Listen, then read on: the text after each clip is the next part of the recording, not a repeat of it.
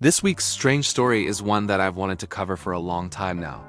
It's the story of the Shag Harbour UFO, an unidentified flying object that may have crashed into the ocean off the coast of Nova Scotia, Canada in 1967. This event is known in Canada as the Roswell of the Atlantic, and it was the closest thing that Canada has ever had to the famous UFO incident in New Mexico. So let's fly over to Canada and see what's going on. It all started on October 4th, 1967.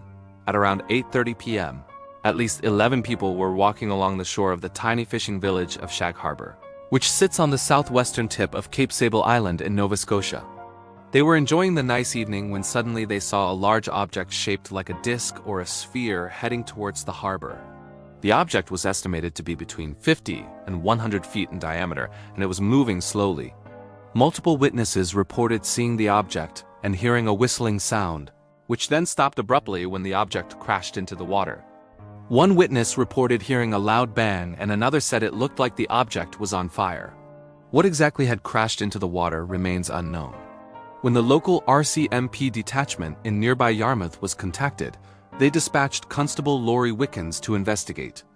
Upon arriving at the scene, Wickens and 4 of his friends got into a boat and went out about 1,000 feet from shore, where they saw a large object floating in the water. Wickens described it as looking like a huge glowing orange object, and said that it was too big to be a lifebuoy and didn't look like anything he'd ever seen before.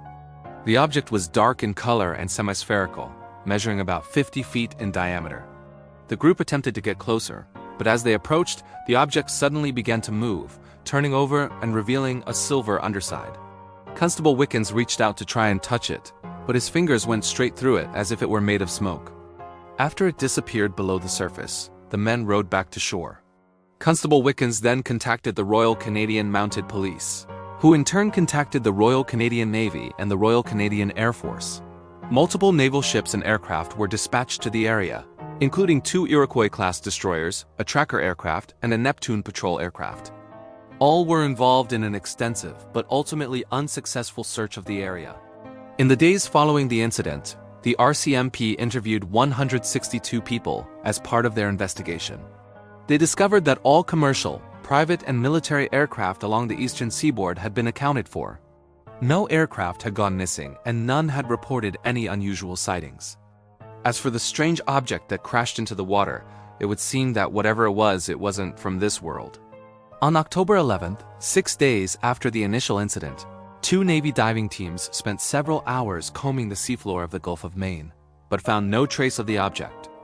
Despite the lack of physical evidence, the official investigation continued until November. But after receiving no new information, the RCMP officially closed the file. There have been many theories regarding what the object could have been. Some believe it was a UFO, while others believe it was a military craft of some kind. There are even some who claim that the entire event was a hoax. But without any physical evidence to analyze, we may never know for sure. What do you think? Was this just a bizarre incident that has been greatly exaggerated over the years? Or was it really a UFO that was spotted by the people of Shag Harbour? Let me know your thoughts in the comments. And remember to subscribe if you haven't already. As always, I'd like to thank everyone who has subscribed recently.